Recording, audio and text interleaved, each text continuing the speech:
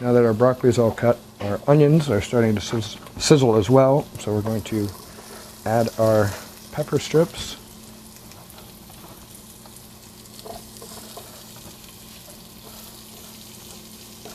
While we're waiting for them to saute, I'm going to measure out half a cup of rice.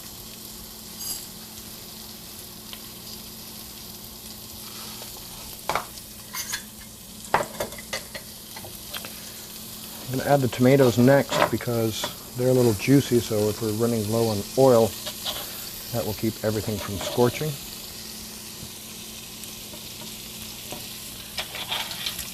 I'm just going to measure out a tablespoon of our tomato paste.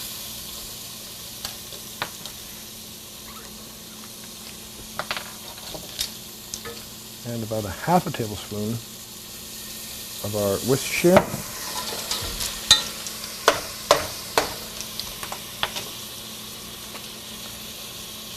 Cover the top with some black pepper.